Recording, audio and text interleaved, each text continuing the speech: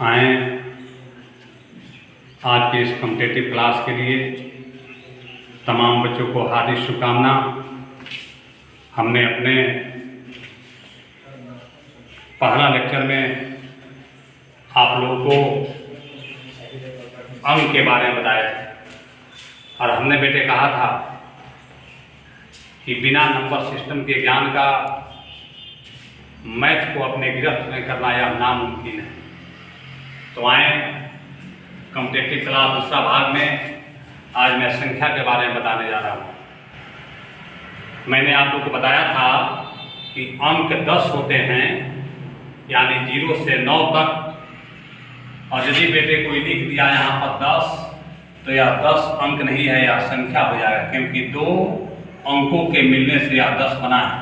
इसीलिए कहा जाता है कि अंकों के समूह को संख्या कहते हैं। अभी तक आप जितने भी पढ़ेंगे 1 से 10 तक बेटे हम लोग केवल वास्तविक संख्या के बारे में पढ़ा जाता है। और माप संसार में संख्या 2 ही प्रकार के होते हैं, वास्तविक संख्या और काल्पनिक संख्या। जब आप मैट्रिक से इंटर में कदम रखेंगे सबसे पहले आपको इमेजिनरी नंबर मिलेगा, काल्पनिक संख्या। ईश्वर भी थोड़ा प्रकाश डालेंगे अंत में। अभी हम लोग को जो कार्य है, मेरे जो काम के लायक है, वह है वास्तविक संख्या। और वास्तविक संख्या के 2 प्रकार होते हैं, परमीय संख्या और अपरमीय संख्या। और आप बचपन से जितनी भी संख्याएं पढ़े हैं, चाहे पूर्णांक संख्या हो, पूर्ण संख्या हो, प्राकृत संख्या हो, भिन्न हो, सम संख्या हो, विषम संख्या हो, सभी परमीय संख्या के ही अंतर्गत आता है। आगे थोड़ा इस चार्ट पर ध्यान दें। सभी कोई परिभाषा जानता है। परिभाषा के मुख्य बात को अब जानना है कंपटीशन के लिए। आप जानते हैं कि शून्य सहित तमाम धनात्मक और ऋणात्मक संख्याओं के समूह को पूर्णांक संख्याओं का समुच्चय कहते हैं।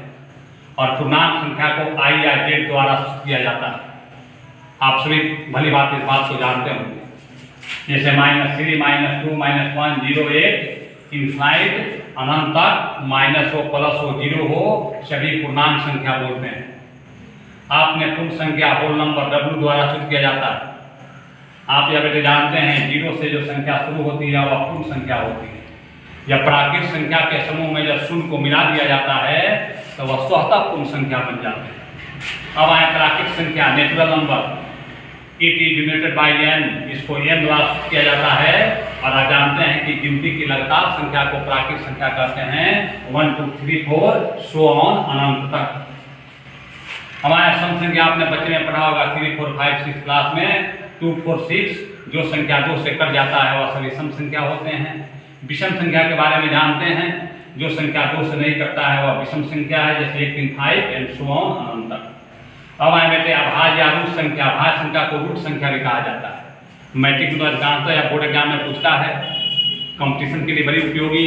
अभाज्य या रूट संख्या 2 3 5 7, इस पर अंत में थोड़ा प्रकाश डालेंगे।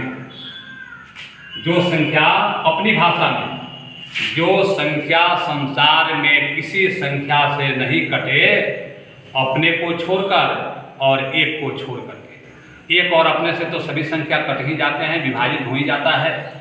इसलिए 2 3 5 7 11 यह सब आपको अभाज्य या उसी अभाज्य को रूट संख्या भी कहा जाता है।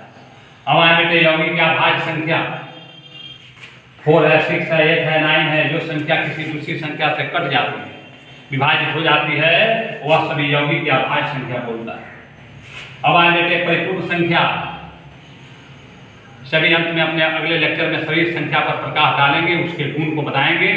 अभी मुख्य रूप से इतना ही जाने, परिपूर्ण संख्या जिसको परफेक्ट नंबर भी बोलते हैं, यानी सबसे छोटी परफेक्ट नंबर परिपूर्ण संख्या 6 होता है, 28 होता है। तो हम यहाँ पर प्रकाश डालेंगे, बातों को सुनेंगे। ज़्यादा कोई लिखने की जरूरत नहीं, बात को सभी आप पहले से पढ़ चुके हैं। कॉम्पिटिटिव क्लास के बच्चे हैं, आप इंटर BA कर चुके हैं। हमने यहाँ पूर्णांक संख्या के बारे में लिखा, पूर्ण संख्या के बारे में लिखा, प्राकृत संख्या के बारे में लिखा, सम विषम अभाज्य यौगिक परिपूर्ण संख्या के बारे में लिखा। हम लोग बेटे थोड़ा पूर्णांक संख्या के बारे में गहन अध्ययन करें। पूर्णांक संख्या में -3, -2, -1, 0, 1 यानी माइनस भी होता है, 0 भी होता है और प्लस भी होता है। और पूर्ण संख्या 0 शुरू होता है, 0, 1, 2, 3 होते हैं। प्राकृत संख्या 1 से शुरू होता है। यदि आपसे प्रश्न किया जाए, खूब थोड़ा सोचेंगे, सभी कॉम्पिटिटिव वाले बच्चे, मैट्रिक परीक्षा देने वाले बच्चे, सभी लोग सुनेंगे आराम से। इस यदि चार्ट को देखा जाए, इस पर यदि विचार किया जाए कि क्या सभी पूर्णांक संख्या पूर्ण संख्या है,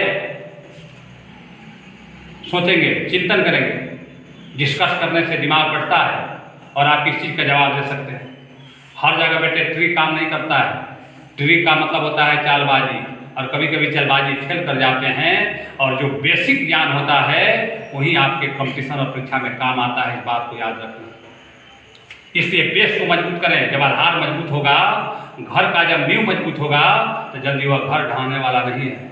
और आपने चालाकी से कम पैसे में घर बना लिया, नीचे आधार को अच्छा मजबूत नहीं किया, आंधी आएगी, बारिश आएगी, तूफान आएगा, वह घर चकनाचूर हो जाएगा, ढह जाएगा। इसीलिए जिसका बेस मजबूत होता है वह बच्चे कंपटीशन में फेल नहीं करते हैं, वो सक्सेस हो जाते हैं, उनको सफलता मिलती है। तो हमने बेटे यहाँ सवाल किया कि क्या सभी पूर्णांक संख्या पूर्ण संख्या है। इसी जगह देखना है, कहीं नहीं जाना है, रटने की बात नहीं है। क्या सभी पूर्णांक संख्या पूर्ण संख्या है? तो पूर्ण संख्या का जो यहाँ पर समूह या समूह है, इसमें बेटे माइनस नहीं है। पूर्ण संख्या में 0, 1, 2, 3, 4, 5 केवल धनात्मक संख्या होते हैं, और पूर्णांक संख्या में माइनस, प्लस, 0 सभी का समूह होता है। तो हमको कह सकते हैं कि सभी पूर्णांक संख्याएं पूर्ण संख्या नहीं है। और फिर इसके उल्टा चलेंगे अपोजिट में, इसी पर डिस्कस करना है। समय तो कम है, बातें लंबी है, फिर अगले लेक्चर में सब बातें होती रहेगी। आप सभी लेक्चर को, सभी भाग को बेटे परिपूर्ण रूप से देखना, अध्ययन करना और बातों को सुनना। अधिक लिखे नहीं, बातों को सुने। जितना ही बात सुनोगे और सुनी हुई बातें कभी बराबर के लिए कभी उसकी भूल नहीं होती है, बराबर याददाश्त रहती है। और फिर कोई यह प्रश्न आपसे कर दे कि क्या सभी पूर्ण संख्या पूर्णांक संख्या है, यानी इंटीजर नंबर है, तो आप बेटे शान शौकत के साथ कह सकते हैं कि हाँ, सभी पूर्ण संख्या पूर्णांक संख्या है, क्योंकि 0, 1, 2, 3 पूर्णांक संख्या में सब है। हम बोल सकते हैं कि सभी पूर्ण संख्या और whole numbers are integer numbers, यानी सभी पूर्ण संख्या पूर्णांक संख्या है, लेकिन सभी पूर्णांक संख्या पूर्ण संख्या नहीं है। इसी बार बेटे प्राकृत संख्या बनाएंगे। क्या सभी पूर्णांक संख्या प्राकृत संख्या है? और जस्ट जवाब देंगे कि नहीं। लेकिन इधर से पूछा जाए कि क्या सभी प्राकृत संख्या पूर्णांक संख्या है, तो आप कहेंगे कि हैं। इसी 3 पर विश्लेषण करेंगे, बड़ी महत्वपूर्ण संख्या। फिर बेटे यहाँ कोई पूछे कि क्या सभी प्राकृत संख्या, इसीलिए मैंने इसको ऐसे लिखा है, सजाया है, बात को समझेंगे कि क्या सभी प्राकृत संख्या पूर्ण संख्या है। बोर्ड एग्जाम के लिए भी इंपॉर्टेंट और कॉम्पिटिटिव के लिए बहुत इंपॉर्टेंट। क्या सभी प्राकृत संख्या पूर्ण संख्या है? तो प्राकृत संख्या 1, 2, 3 या सभी प्राकृत संख्या पूर्ण संख्या में है, तो हम कह सकते हैं कि सभी प्राकृत संख्या पूर्ण संख्या है।